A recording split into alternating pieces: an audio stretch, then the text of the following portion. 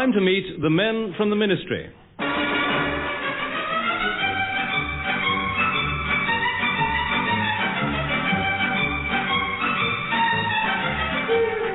You're invited once again to walk the White Hallway with Norma, Ronald, Ronald Baddiley, John Graham, and the men from the ministry, Richard Murdoch and Deryck Guyler.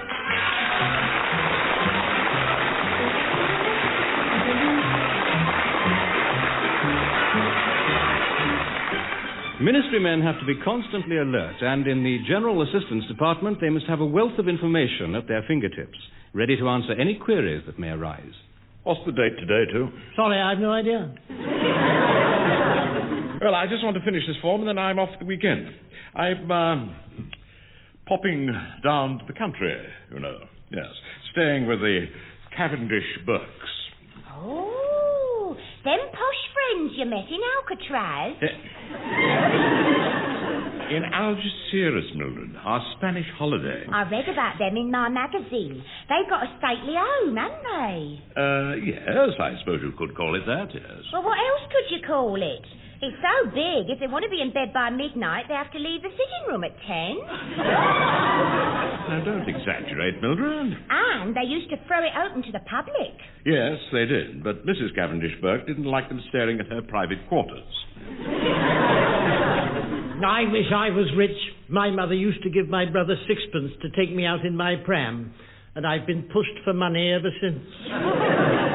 Never envy a rich man, too. A rich man's only a poor man with wealth. Well, that's all very well, but rich people have got all these blooming luxuries, and we secretaries haven't even got hot water in the typist's washroom. Oh, dear, is that boiler broken down again? And the door of our washroom's broken. It's got a great big hole. All right, Mildred, I'll look into it. Tell you what, I'll have a word with old Fumbler Grant on my way downstairs. Jove, that isn't the time, is it? I must be off. What if the permanent under-secretary finds you've left on Friday morning? Oh, Sir Gregory's not likely to come in. He'll have gone himself by now. If he does, make up some excuse, you know, tell him my kitchen ceiling's fallen in, or my niece is having a baby. Or you've gone to your grandmother's funeral. Something like that, yes. Well, carry on, both of you. I'll see you midday on Monday. Oh, carry on indeed. If he's sloping off early, why shouldn't I? Are you weekending in a stately home, sir? Not exactly, but tomorrow I'm going out with the Civil Service Nature Study Group. Don't leave just yet, Mr. Lamb. It's ever so embarrassing having to cover for you and Mr. Lennox Brown if Sir Gregory does come in. Ah, Lamb, I want a word with you. Sir Gregory, I wasn't going to sneak away early, I promise you. And even if I had been going to, I certainly wouldn't have gone as early as this. Lamb, you're rambling again. No, not till tomorrow, Sir Gregory. Lamb, I don't know what you're talking about, but please sit down and just speak when spoken to. Yes. Now then, Miss Murphy. Yes, sir? Where is Mr. Lennox Brown? Mr. Lennox Brown, sir? That is what I said, Miss Murphy. The Mr. Lennox Brown who works in this office? That is a matter of opinion. He had to leave early, sir. His grandmother had a baby. What? No, Sir Gregory. Mildred's got it wrong. His niece fell through the kitchen ceiling. Why is it that every time I ask a simple question in this office, it's like gala night in a lunatic asylum? Mr. Lennox Brown, I take it, isn't here. Yes, sir. He isn't. I mean, he is not here. Thank you. That is something I shall discuss with him on Monday. In the meantime, you, Lamb, are the senior man. Bizarre, though the thought may be. So listen carefully. Yes, Sir Gregory. Now, we of the General Assistance Department have been asked to help the Ministry of Works. They're overloaded at the moment because of next month's state visit by President Grotte of Westphalia. It's essential we put up a good show for him. London must look at its best. Perhaps some fairy lights round the Foreign Office? Thank you, Lamb, but the Ministry of Works have made their plans. No. Important buildings are already being washed. The problem now is the statues. They want them cleaned. No. Especially that splendid bronze in the Mare, the goddess Aphrodite, entitled A Vision of Beauty. She must be cleaned as soon as possible, plus the statues of Churchill and Queen Victoria, which first have to be repaired. Now, Mr. Balderstone of the Statues Department tells me some pieces are missing. Oh, there's nothing missing from the goddess Aphrodite. I'm surprised she doesn't topple over. It isn't a matter of tittering, Lamb. This statue work is top priority. Yes. Mr. Balderstone himself will ring on Monday to advise on cleaning the Vision of Beauty. The repairs, you can start at once.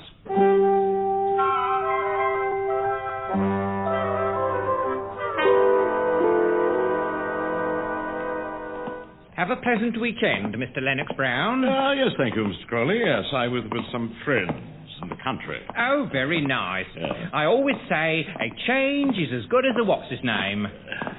Do you really? Yes. Yes, it was a house party, you know. Some rather sophisticated people. Oh, lovely. Hello? No one in the office? Well, I think they were doing something for Sir Gregory. Do you mind if I wait? I wanted a word with Mr. Lamb, you see. Yes, by all means, Mr. Crowley, but forgive me if I start work at once, won't you? Rather a lot on my plate. No, you go right ahead. Yeah. I wouldn't want to interfere with you. I'm glad to hear it. Mildred's very upset, you know. She can't get a proper wash here. Apparently there's no hot water in the typist's washroom. So, no doubt you've stepped in. Naturally. Yes. Yes, the welfare of my staff is my first concern, you know. I spoke to Mr. Grant on Friday, and he's having an expert ring me about it. This may be them now, yes. Lennox Brown, General Assistance Department. Balderstone here, Ministry of Works. I've been asked to advise you on this washing problem. Oh, thank you, Mr. Balderstone. Yes, it is quite a problem, I can tell you. We must get this Vision of Beauty washed as soon as possible. My word, Crawley, they seem to think rather highly of Mildred over there. Yes, I'm delighted to hear it. It's tragic that people should see her in this filthy condition. I'm told she's got mildew behind the ears. Well, she's not actually filthy, Mr. Balderstone. I mean, all she needs is just a little hot water. Hot water? Oh, no. That could take all the shine off her. No, she needs to be wiped all over with a greasy cloth. A greasy cloth? That's right. Will you be doing it yourself? I beg your pardon. Well, once she's been wiped down, she should be covered in paraffin and scrubbed with a long-handled brush. What? It'll need 2 men to get her really clean. Are you serious? All right, then, 3. She has got some tricky nooks and crannies. Now, look here, you're going too far. I will not have her shut away in a little room being washed by 3 men. Well, of course not, Mr. Lennox Brown. She must be washed down out in the mall. In the mall? Don't worry, the tourists quite enjoy this sort of thing. Look here, Balderstone, I will not listen to another word. How dare you utter those obscenities? I'm only passing on Sir Gregory's instructions. Oh, Sir Gregory, yes, I might have known that old lecturer had something to do with this. He should be locked up. And as for you, Balderstone, you ought to be horsewhipped. The man was making the most foul suggestions about Mildred. Oh, I don't know what this world's coming to. I blame all this colour TV. Fellow must be a maniac. Mr. Lamb's taking longer than I thought. I'm afraid I'll have to be off. Yes, well, shall I ask him to ring you, Mr. Crawley? Oh, yes, please. I was hoping he'd put me up for the Civil Service Nature Study Group. I fancy a what's-his-name in the woods every Saturday. Is that what Lamb's up to? Yes, I follow his lead in all sorts of things. If I ever reach the top, it'll be thanks to your clever Mr. Lamb. Yes, if you ever reach the top, I'll eat my... what's-his-name? Clever Mr. Lamb, indeed. No wonder they call him Creepy Crawley. Morning, Juan. Morning, Mr. Lennox Brown. You look quite upset, Juan. Yes. Didn't you enjoy your weekend with Mr. Carraway Burke? Cavendish Burke. Well, I knew it was some Burke. Wasn't it as good as you expected? I had an excellent weekend, thank you, too, but I've just had an obscene phone call from a Mr. Balderstone. Yeah, Balderstone. Wasn't that the man from the statue department, Mildred? Oh, yeah. He was going to ring about cleaning the goddess Aphrodite. Statue department? You mean... He didn't mean... After you went on Friday, Sir Gregory came in and gave us this job for the misery of works. Cleaning and repairing statues. We've already had the Queen Victoria and Churchill statues repaired, and lots of others. Sir Gregory will be pleased. Right, you lot. I want a word with you. Oh, good morning, Mr. Gregory. Don't beat about the bush, Lennox Brown. Oh. Where were you on Friday? Friday? I was at my grandmother's funeral, you see, sir. Yes. Oh, I am sorry. Yes, thank you. Perhaps this sudden attack of childbirth was too much for her. Don't quite understand, Sir Gregory. Well, don't let that worry you. It's hard to understand anything in this office. I, for instance, can't quite understand why you've attended your grandmother's funeral 5 times in the last 3 years. I think it's the cold weather, son. But look, I can explain, Sir Gregory. Oh, no, we'll leave it for now, Lennox Brown. Leave it. I've more important matters to be furious about. Well, you can't be furious with me, Sir Gregory. Several statues have been repaired already. We've had all the broken pieces put back. I supervised the job myself. I thought you did, Lamb. With the result that Sir Winston Churchill now carries an orb and scepter, while Queen Victoria is smoking a cigar and making a V sign at the House of Commons. They put on the wrong blooming arms. Get this sorted out double quick or I'll hammer you into the ground with your own umbrella. All statues must be cleaned and properly repaired before President Grotty's visit. Without fail. Get it? Got it. Good.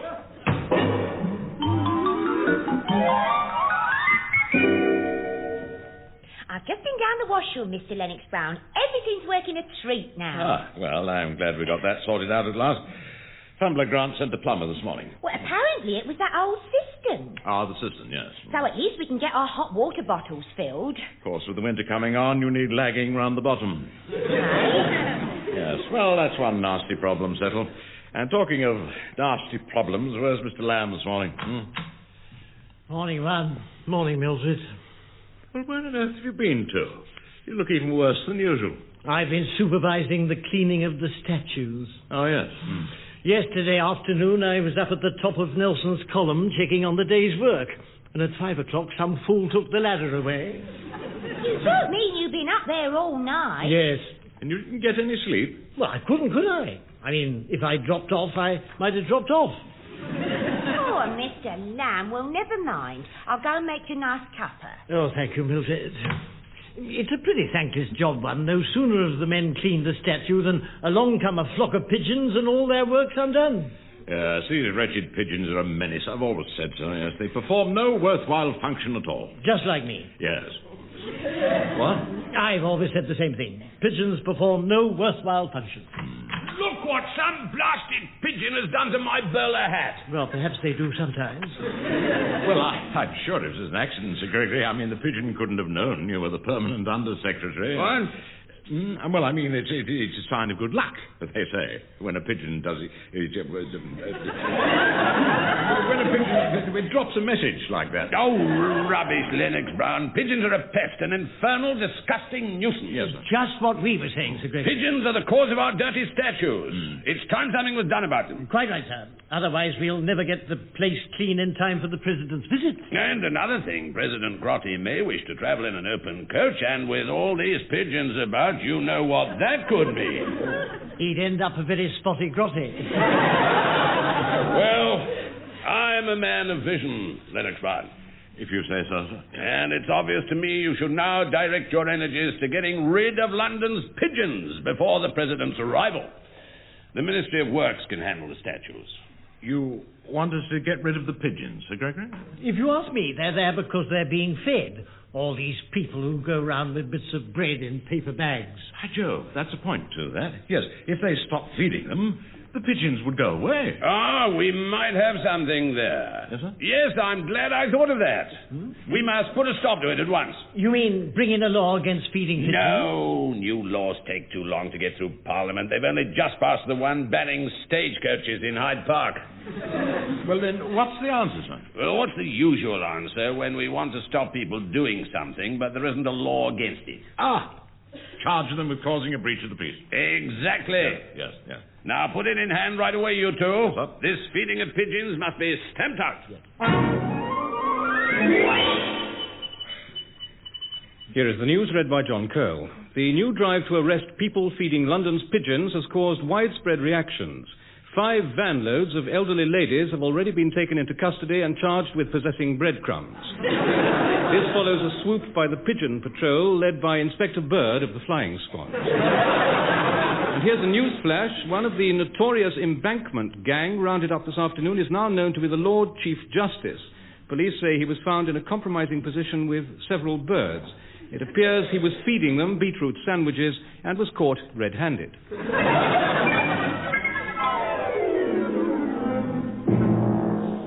You incompetent, blundering idiots! Getting people arrested for feeding pigeons. I never heard such daft nonsense. But, Sir Gregory, when we discussed it the other day, you said it was a splendid idea. Don't make feeble excuses, Lamb. It's got to stop. You mean we're not to get rid of the pigeons after all? Well, of course you're to get rid of the pigeons. Just find a better way to do it. Excuse me, sir. There's a special sort of grease you can spray on roofs and things, and the pigeons can't settle. They just slip off. Would that work, I wonder? Oh, yes, sir. My gran and granddad use it all the time. They slide down the roof into the water butt. What very athletic grandparents. The pigeons, Mr. Lamb. Well, I've heard of this grease, Miss Murphy. The trouble's always been how to get it on all London's rooftops at once. Perhaps I might make an ingenious proposal. Perhaps, but I doubt it. I suggest, sir, that this greasy substance, this pigeon repellent, is sprayed on the roofs from the air by helicopters. Now, as I see it, this stuff could be sprayed from the air by a helicopter. What do you think of that, eh? Yes, it's a splendid idea, Sir Gregory. Oh, thank you. Right, you two will be in charge of the operation. Get on with it right away. And here is the news. New measures to combat London's pigeon problem began today when helicopters sprayed the city roofs with a special grease to prevent the birds settling. Unfortunately, due to prevailing winds, the grease missed the rooftops and landed on roads and pavements instead. Widespread chaos resulted. The British Tourist Board say it is now possible to have holidays in Greece without leaving London. In Piccadilly Circus, taxis and cars have been hurtling round Eros out of control and unable to stop. The chaos was watched by large flocks of pigeons sitting on London's roofs. The birds appeared to be laughing.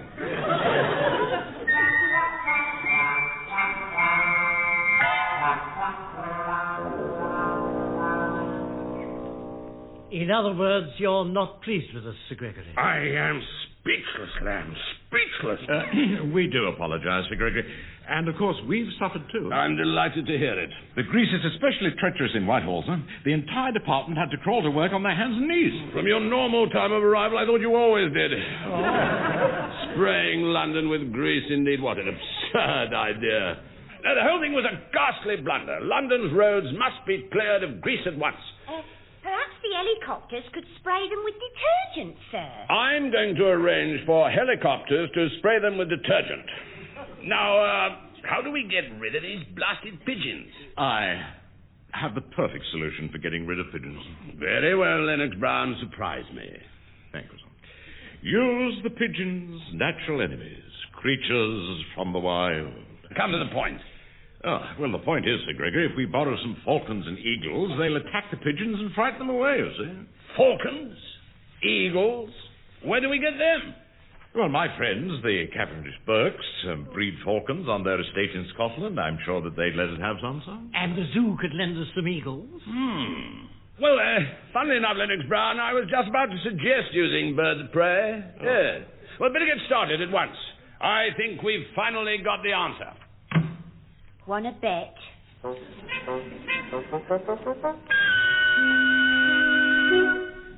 And here is the news. The birds of prey set loose in London to combat the pigeon problem have caused widespread havoc.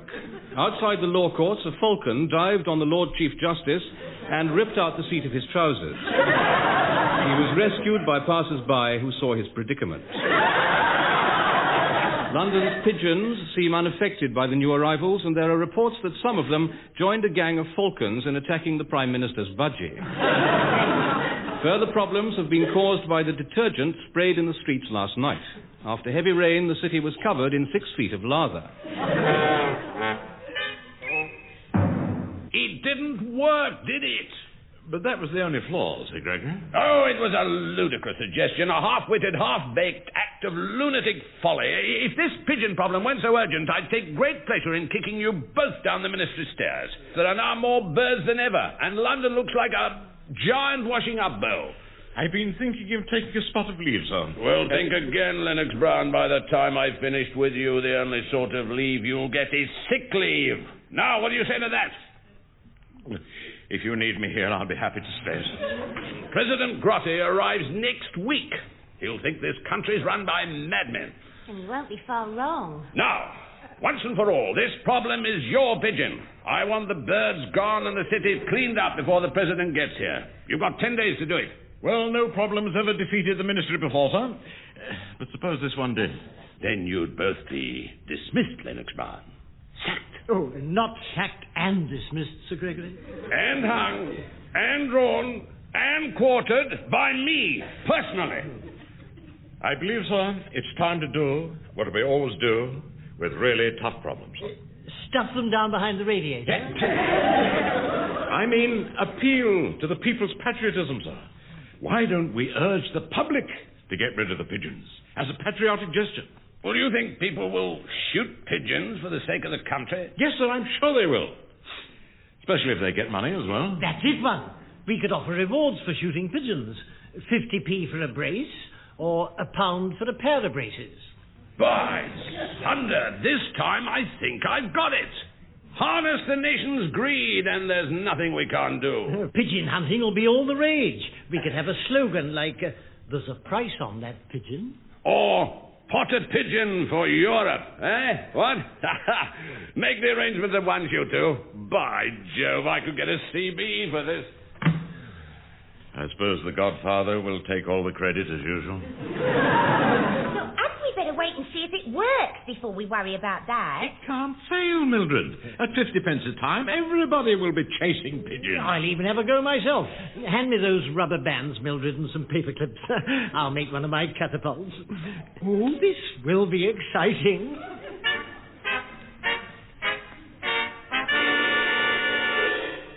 As a last bid to get rid of London's pigeons, shooting parties were out in force throughout the metropolis today. A syndicate of Yorkshire businessmen who have leased the shooting rights in Leicester Square were out with their guns at dawn. Beaters concealed themselves in the public washrooms, and a number of birds were flushed out.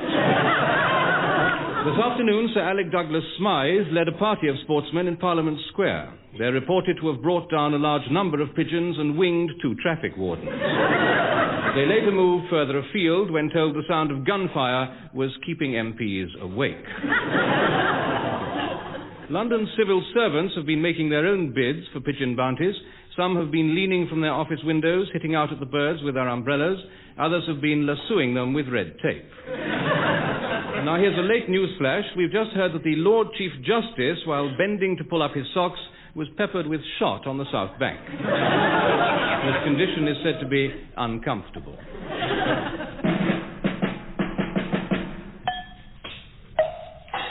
By Jove, too, it worked. I rarely think it has one. There's not a pigeon to be seen in London. Didn't take them long to get the message. Yes, they've all retired to the south coast. Mr. Balderston's getting all the statues cleaned in the nick of time, and this time they'll stay clean. Oh, yes, for once Sir Gregory must be pleased with us, you know. I wouldn't bank on it, one. Show him a silver lining, and he'll always find a cloud. Well, it seems we've finally made it, right? Yes, Sir Gregory. Well, I said all along a public pigeon drive was the answer. Everyone's very pleased with me. Even the Lord Chief Justice? What? Oh, yes, he got peppered with shot, didn't he? Well, to tell you the truth, Lamb, I'm not all that keen on him anyway. And now I've got his chair at the club. He won't be using it for a while. Well, sir, London's in perfect order for the President's visit tomorrow. Indeed it is. The PM's so delighted with my efforts, she's invited me to the champagne reception.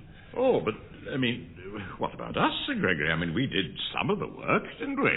Yes, I dare say you did.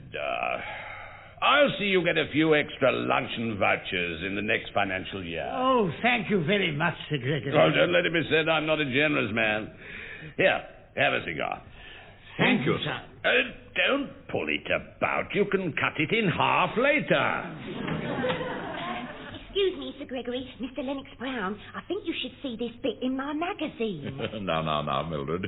You're not trying to get me on a dart again, are you? No, sir, this bit here. The article about the President's visit. Oh, really? Let's have a look at that then. President Grotti is a keen ornithologist. One of the things I look forward to most, he told me, is the chance to see London's famous pigeons. I have heard... Lennox Brown! Did I hear what I thought I heard? This grotty chap's a bird fancier. He wants to see our pigeons and they've gone. You pair of nincompoops, you dunderheaded nitwits, fancy getting rid of London's pigeons, one of our most treasured possessions. Oh, just let me get my hands on you. Sir Gregory, please don't throw the entry. Just a minute, gentlemen, just a minute, please. Now, if President Grotti wants to see pigeons in London, he shall see pigeons in London. Well, how can he see them when you've driven them away? We'll import them, sir. Import them? Yes, sir. From Manchester, Liverpool, Fazakerley, Norris Green and Nottingham. Oh, there are thousands also in Glasgow, you know. I tell you what, we'll run special trains. But they won't know their way around London, will they? We'll give them road maps, Sir Gregory. We'll send people out with bags full of bread. Oh, blimey, here we go again.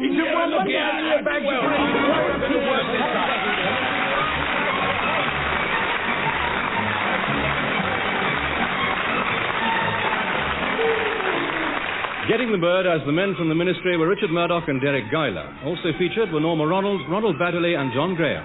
The programme was written by Edward Taylor and John Graham and produced by Edward Taylor.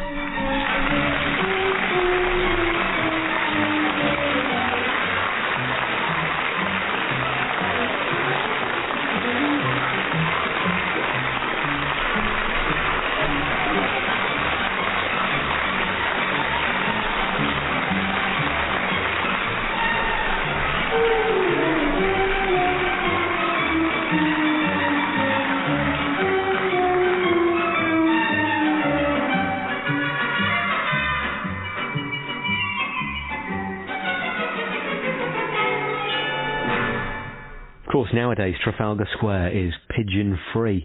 Well, next week, the men are left in charge of sorting out a flu vaccine for those working at the Ministry. Only, would you believe it, there's a mix-up. Let me just say, the truth will out in next Tuesday's Classic Comedy Hour. From Penelope Keith on Morecambe and Wise. I really had forgotten about Eric Deryck and Morecambe Moron. And I just think it's wonderful. To Bernard Manning and the Unexpected. When I heard your choice of a great life, I couldn't believe it. Tell us who you've picked. Mother Teresa. Matthew Paris looks back at the series in which famous figures discuss the individuals who've inspired them. Some lives dazzle, others perplex. Some just appear horrific. Great Lives, 400 and counting. This Saturday morning at 9 and again in the evening at 7 on BBC Radio 4 Extra. On BBC Radio 4 Extra, Ross Noble presents the best humour from the banks of the Tyne. You will have a chance to hear some fine clips of Geordie humour throughout the ages. Throughout the ages. We're going to start with Tudor times. With comedians including Bobby Thompson and Jason Cook. She walks up to billionaire Mohammed Al-Fayed in the middle of his own shop and said, hello, our Mohammed. Ross Noble's Newcastle. Available now on the BBC Radio 4 Extra website.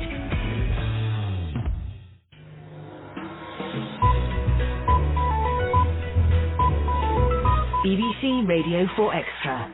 Good morning, it's 9 o'clock. Hello, I'm Wes Butters, and here comes another hour of Tuesday's breakfast comedy. Next, Steve Punt and Hugh Dennis look back at what's happened of late in the Now Show, with the debut episode of The Small World of Dominic Holland beginning at 9:30. And if you're a fan of Dusty Springfield, don't miss our play later on this morning that's peppered with a soundtrack of her music. Dusty Won't Play is later this morning at 11:15. Now then, it's this.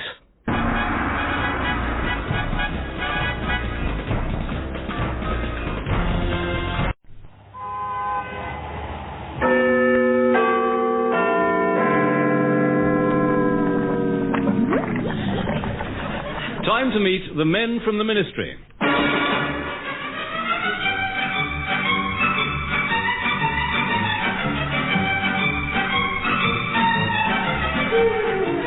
Join us now for another canter down the corridors of power with Norma Ronald, Ronald Baddiley, John Graham, Hilary Pritchard, and the men from the Ministry, Richard Murdoch and Deryck Guyler.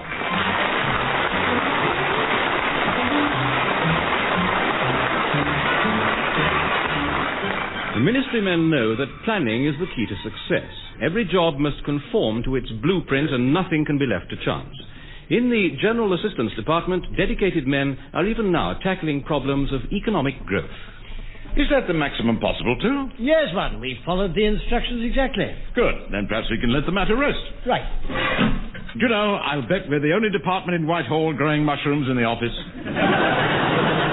Let's keep it that way, one. We don't want to flood the markets. Right. Here, I say, I suppose they'll be all right in there. I don't see why not. The advert said somewhere damp and dark where they won't be disturbed. The filing cabinet seems the ideal place. Well, with civil service salaries the way they are, one needs the extra income. Yes, I hear old Rudge at the Board of Trade took up making horsehair sofas. Was it a success? Apparently not. He couldn't get the horses. Only me with a lovely cup of tea. Ah, the cup that cheers. Thank you, Mildred. Yes. Now, did you deal with them problems for the Ministry of Transport, sir? Were there some problems for the Ministry of Transport? Oh, you remember. There's a complaint from the Motorists' League. They say they don't like all them holes in the roads. Ah, yes. Tell them to point out the ones they don't like and we'll get them filled in. And what about that memo from the Minister about petrol fumes? Now, we did deal with that. He demanded drastic action. He got it, Mildred. Yes, we tore up the memo. So things are quiet at the moment. We haven't heard from the Permanent Under-Secretary for several days. Well, I think Sir Gregory's been away, sir. Splendid. Let's hope the old monster forgets to come back. Sir Gregory, how nice to see you, sir. I hope you're well. And Lady Pitkin, how are the roses? Were you talking about me just now? Good Lord, no, sir. No, I wouldn't do that. Would I do? No, Sir Gregory, no. He was talking about another old monster. Another minister, he means. Yes, the monster of transport. Be quiet, both of you. Well, as you're so interested in the Minister of Transport, you'll be glad to hear he's got another job for you. Oh, yes, thank you, Sir Gregory. Yes, there's a problem with the River Crum in Hampshire. They want you to step in. Oh, dear. Well, there's no road link across the river, and the government's decided there should be. The experts are undecided whether to build a bridge or a tunnel. Well, that's no problem to us, sir, with our years' experience. Oh, no. No, we'll give them the answer in no time. Do you have a coin I might borrow, sir? A coin, then it's borrowed? Yes. We usually spin a coin for that sort of thing. Only last week we tossed up and decided to build that new road round the House of Commons and not through it.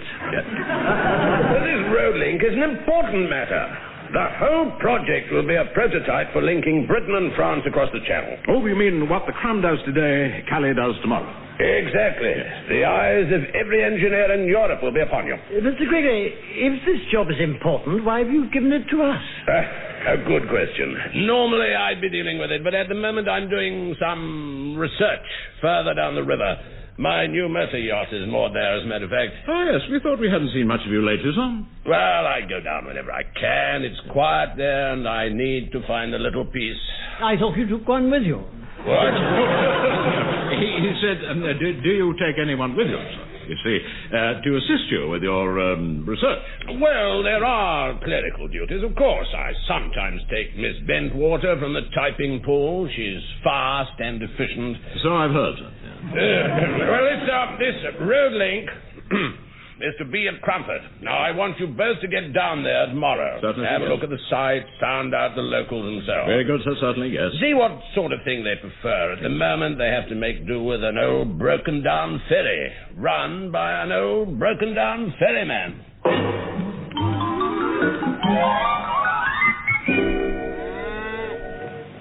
Morning, Seth. Was you wanting to come on the ferry? At 5 pence a time? Ah, look at that landing stage on the other side. It's rotten. Ah, I'm going to get rid of that old landing stage today. Young Harry's made me a new one. Who's this coming across the meadow? I ain't seen them two afore. What? Where? Well, them two fellas with bowler hats and brollies. Oh, yeah. They look a bit scared of Farmer Brown's cow. Ah. And she's a bit scared of they, I shouldn't wonder. Yeah, but we're away from here, Ron. You sure that bull is harmless? Well, of course, of course. I know a lot about these things, you know. Oh, yes. I worked for the Ministry of Agriculture, remember? Bulls of that kind are reared mainly for their wool. Oh. There's the old boy with his boat. Looks pretty primitive, I must say, all cracked and worn and leaking. Yes, and the boat's not much better. Don't think I didn't hear that, because I did hear that. I don't take lip from strangers. Now, no offence intended, my dear chap. You're the ferryman, I take it, are you? That's me, Fred Grapple, veteran of 2 world wars. Oh. 50 years I've been doing this job, Really? and that's my house with a lawn running down to the river. I see. You've a ferry at the bottom of your garden. Two, please. Was you wanting to come across, then? Yes. We have to inspect the other side. Well, come on, step aboard, and let's see the colour of your money. Yes, all right. And I ain't got all day. Well, wait a minute, give me a hand. Oh, I hope I'm not going to be seasick on this. I say, this landing stage doesn't look very safe. Just you wait till you see the other side. Still, it adds a bit of excitement, I reckon. Off we go. We're here to arrange a new link across the river. What's that? So this old boat will become redundant. And so will you, Mr. Grapple. Oh, yes. But, of course, I mean, there'll be compensation. Compensation? Yes, as you've been at it for 50 years, it could be as much as 8 pence per week. Is that so? Oh, you'll be able to put your feet up and watch television. Or you might get a job at that nice new sewage farm. Just think, Mr. Grapple. A splendid new road link with the heavy lorries thundering through night and day. We'll be getting things started quite soon. Well, gentlemen, here we are at the other side. If you'd just like to step onto the landing stage. Right, thank you very much, Mr. Grapple. Yes, now, wait a minute, take it easy. So, you two are going to close down my ferry, are you? That's right. We want to get moving as quickly as possible. Well, I think I can help you there. Goodbye, gents. Goodbye. Goodbye, Mr. Two. Wait, this landing stage is moving. It's broken loose. No, it hasn't. He cut it loose. That's right. I got rid of 2 lots of rubbish at the same time. You can't do this, Mr. Grapple. We're floating away downstream. Enjoy your trip, you pinstripe pest. Oh, but Mr. Grapple, we're adrift and helpless. Yeah, I bet it ain't the first time.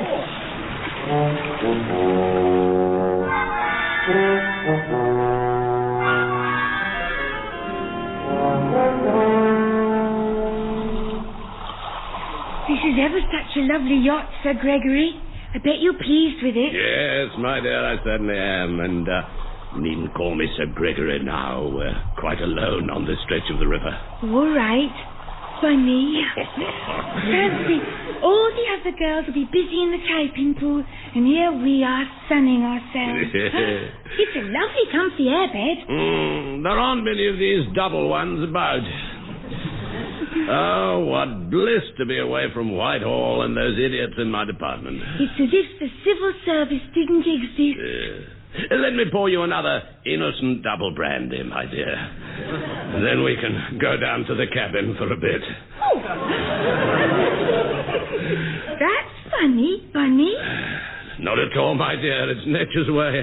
No. I mean, there's a raft floating towards us with 2 men on it. Oh, well, never mind that, Daphne. The locals are very keen on water sports. And talking about sports, what about... They don't look like locals, Bunny. Look, they're wearing bowler hats. And one of them's hitting the other over his head with his umbrella. Gently, my dear. Perhaps you shouldn't have had that 4th brandy. And the sun is rather hot.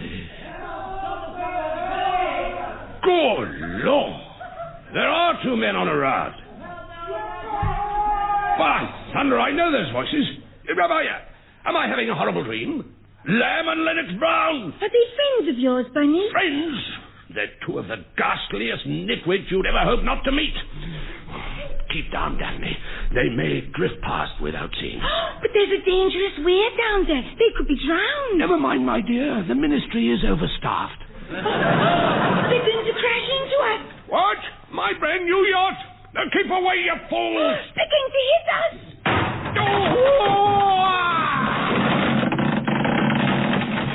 They've hit us. Good gracious, it's Sir Gregory. I didn't recognise you, sir, in your Bermuda shorts. Hello, Sir Gregory. I hope you're well. And Lady Pitkin, how are the roses?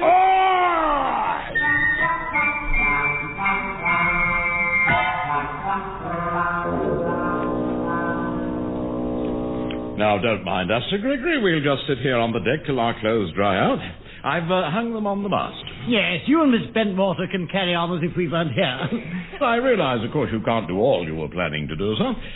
Now we've damaged your propeller.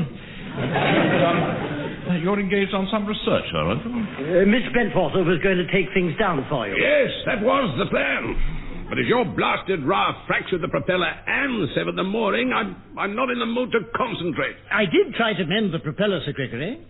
Tying your braces round it did not help one little bit. So we just sit here and drift helplessly back to the boatyard.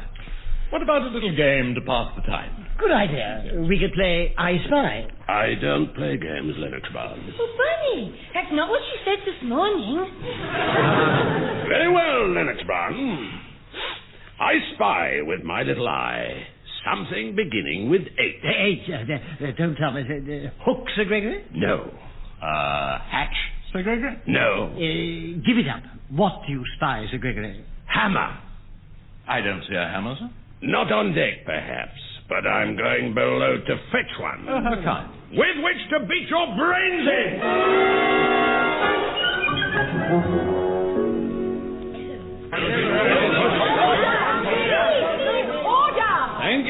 Thank you. Well, I says to you, fellow citizens of Crumford, if they're going to get rid of our ferry, we're going to get rid of them. We won't have them jumped-up townies meddling with our amenities. Well said, Fred. We don't want a road link, and if they try and force one on us, we'll fight them. We'll bash them. We'll hit them where it hurts most. We'll cut them up into little pieces. Thank you, Vicar. I now call upon the chairman, our respected postmistress, Miss Amelia Fitt. I urge you, comrades and fellow workers, to resist the greed of the capitalist classes. I say to you, brothers, throw off your chains and flush them out. This scheme is a threat to my parishioners' morals. A road link would bring the flesh pots of the city within easy reach of our young people. Yeah, it would. Flesh pots, Vicar? Where? The Snedfield Bingo Hall, for a start. I move that we launch a campaign of civil disobedience. Mass sit-downs on the roads. You can organise that, Mr. Winterbottom. Oh, thank you. Posters on every pillar box, banners everywhere. I'm not going to let any civil servant get on top of me. Quite right, Miss Fitt. And we'll write to them interfering busybodies at the ministry and tell them there's worse to come for them and their bosses.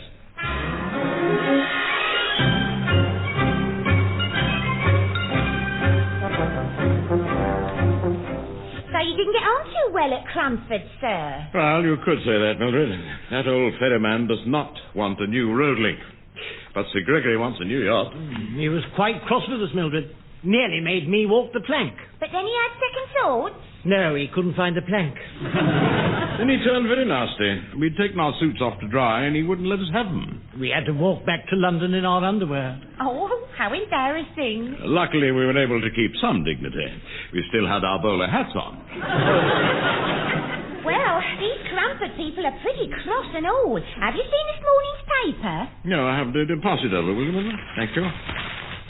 Oh, good grief. Here, look at these headlines, too. Yeah, oh dear. Villagers reject road link plan. Ferryman prepares to stick it out. And what about the photographs? What? Glory. Last night, villagers burnt effigies of ministry officials. I say those effigies look rather like us, don't they? It says they carved the heads out of old turnip. Right, sure. How dare they? Seems like they're offing mad. Oh, and this letter arrived first post. It's for you, sir. Oh, thank you, Mildred. Let's have a look at that, then.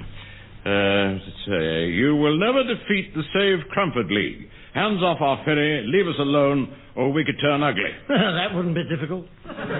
We know there are others at the top more important than you. What a cheek. And they will suffer too. So keep your rotten noses out of our business, or you won't live to collect your pensions. Signed, a well-wisher. They don't want the road link, do they? It strikes me you better lay off, sir. Treat this problem like all the others. File it behind the radiator. Certainly not, Wilfrid. I don't intend to be browbeaten by a bunch of unpleasant peasants. Perhaps we should tell Sir Gregory. Oh, I shouldn't go near him at the moment, sir. Oh? He's shut himself in his office trying to work out the cost of his yacht repairs. Oh, dear. And Daphne Bentwater's given him a rough time.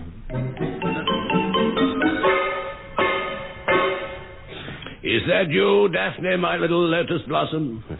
Bunny here. Oh, yeah. Oh, now, look, my dear, I know our boating trip wasn't a great success, but it wasn't my fault, and I want to make it up to you. Oh, yeah. Well, I realize it's only Wednesday morning, my poppet, but we don't want to waste time in a stuffy old ministry office when we could be, we could be out in the country. Nice long weekend. I'm not coming out in your rotten boat again. Oh, my little sweetie pie's not angry, is she? I didn't mean a boating weekend. Now, I've got a small place quite near where we were before, Lemon Tree Cottage. No one can ram us there. No one even knows it exists. But I don't like Lemon Tree Cottage. Last time we went there, you wanted me to do everything. What's that? Oh, yes. Yes, you were there before. And I had to clean the place, do the cooking, draw the water from the well. Well, this time things will be different, my dear. I know an agency who provide home helps in any part of the country. They'll send someone to cook and clean and then leave us alone. Promise? Cross my OB. All you'll have to do is relax and drink champagne and look beautiful. All right. I'll come. Splendid. Now, if I spend 5 minutes on this river problem down there, I can call this a business trip, which means we can go today. Usual arrangements for meeting, my dear. Bye-bye. Now, what's the name of that agency? Ah, yes, Rent-A-Mop.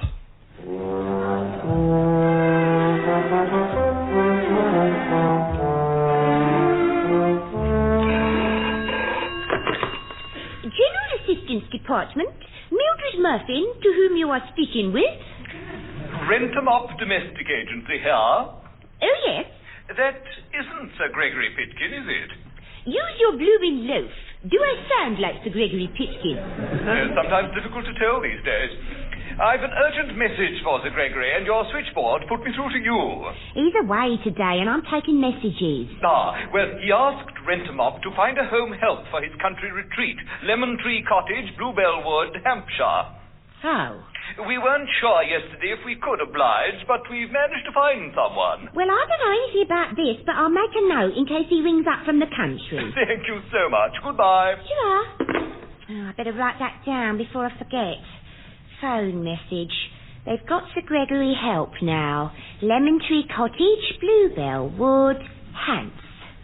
It's nothing but blooming work these days. I think I'll go and powder my nose.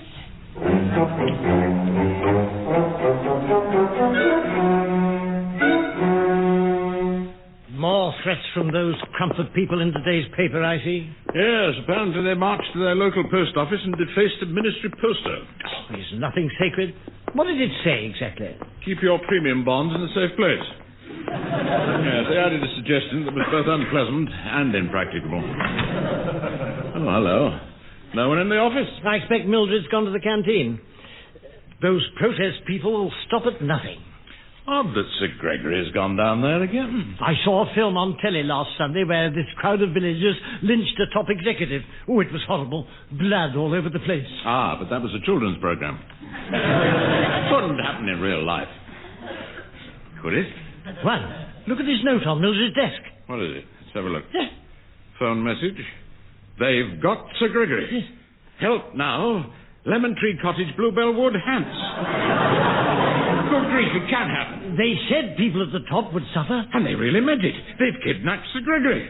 They're holding him in this hideaway. He could be in terrible danger. Yes, I suppose he could. Sue, how can you smile like that? I know he bullies us sometimes, but Sir Gregory is a human being. Well, almost. I mean, we must get help at once. You're right, one. Besides, there could be a reward. Now then, I'll ring the army, you ring the police. Yes. We'll need helicopters, paratroops. Yeah, we'd better have ambulances standing by. Good idea, yes. And I suggest the army should bring some of those big armoured vehicles. Thanks. Don't mention it. And I tell you what, we'll need a map to find exactly where this lemon tree cottage is. Yes. Now, we must wait till dark and then surround the place. Won't Sir Gregory be grateful? I won't, he will indeed. He must be desperate by now.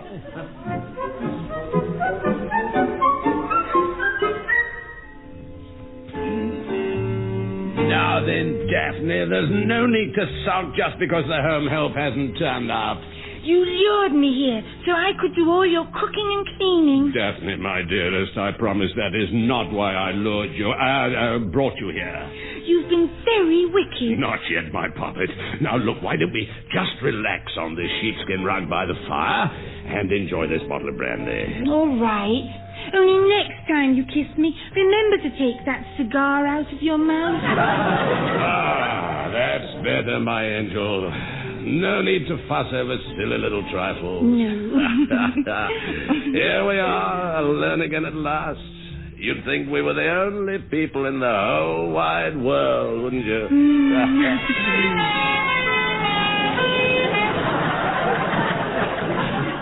Bunny! What's that? Great heavens, it sounds like a helicopter. What's going on? Let's peep out of the window. Good grief. The cottage is surrounded by soldiers.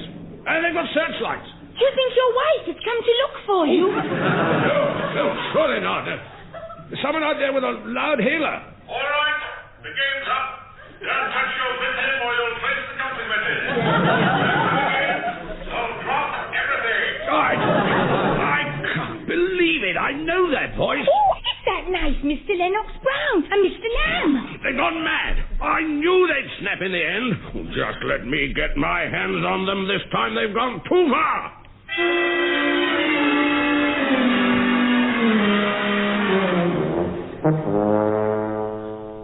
Now, keep calm, Sir Gregory. We can explain. It is too late for explanations, Lennox Brown. This is the day of reckoning. Last night was the most embarrassing experience of my life. It was unfortunate, I agree. Unfortunate?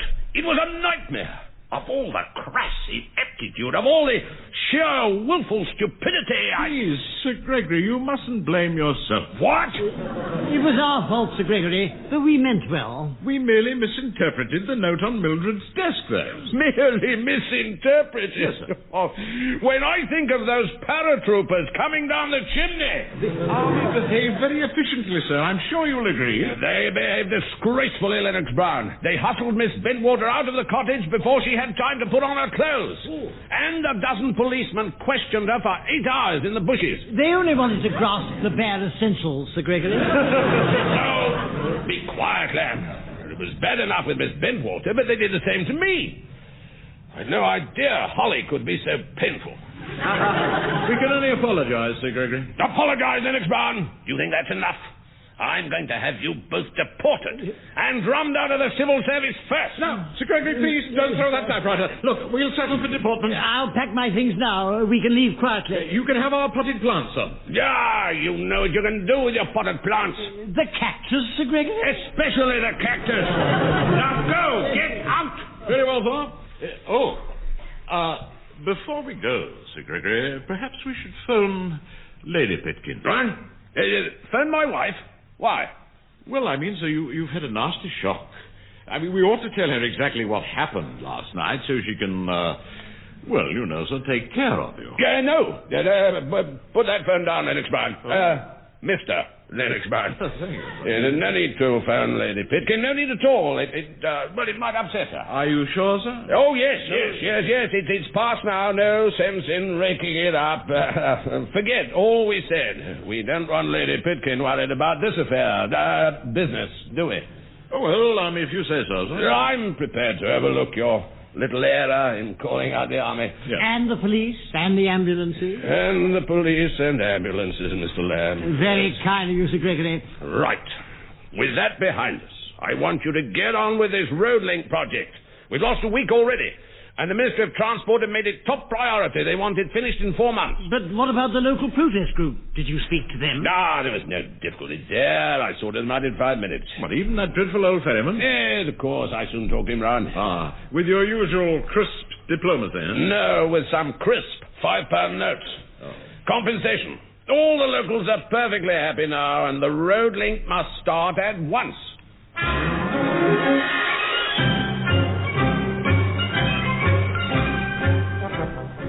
Here we are, lovely cup of char. Your 11s, sir.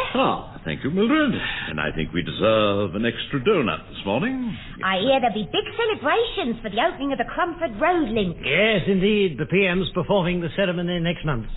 Sir Gregory will be cruising up and down in his new yacht, dressed overall. That'll make a change. And there'll be foreign VIPs. All thanks to us. We've organised the whole thing from London. They gave us 4 months, and I gather the workmen are well up to schedule. Well, who says the age of miracles is past? And you say there'll be lots of foreign VIPs there? That's right. Our design may be used for the Channel Road link. So lots of continental engineers are coming to inspect the tunnel. Yes, top technicians from all... Did you say tunnel, too? Yes, the tunnel under the River Crum. No, too. You mean the bridge. I mean, the road link is a bridge. No, one, it's a tunnel. I approved the plans 3 months ago, the day Sir Gregory threatened to deport us. They've been tunnelling from the West Bank. But I ordered a bridge 3 months ago. From the East Bank. They're already halfway across. Do you think there's been a mistake?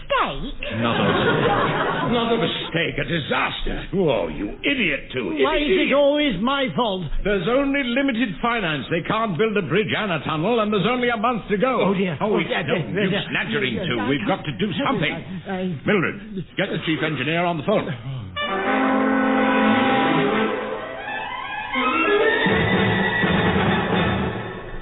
And here is the news read by John Curl. The Prime Minister today opened the new road link at Crumford, an unusual structure in that half the river is spanned by a bridge and the other half crossed by a tunnel. Two are joined in the middle by an escalator for pedestrians and a ramp for vehicles. In his speech, the Prime Minister called this a triumph of British engineering and said he'd never seen anything like it. It was, he said, Britain's first marine spaghetti junction. He anticipated healthy revenue from the adverts by the escalator. The bold new design has been much admired by foreign engineers, and a team of Soviet scientists claim that the half-bridge, half-tunnel was a Russian invention. It was a well-known fact, they said, that the British never did things by halves. Dude, it's worked. We've got away with it. I've just been handed a news flash. Whoopee, everything's going to be all right. We've just heard that the new structure at Crumford has collapsed. Fortunately, no one was hurt, but a passing motor cruiser was severely damaged and sank at once. The owner of the vessel, Sir Gregory Pitkin, climbed safely from the water, but was then pushed in again by his secretary. Switch it off, too. It hasn't worked, has it? Get your things packed before Sir Gregory gets back. All right. Come on, don't dawdle. Hurry up.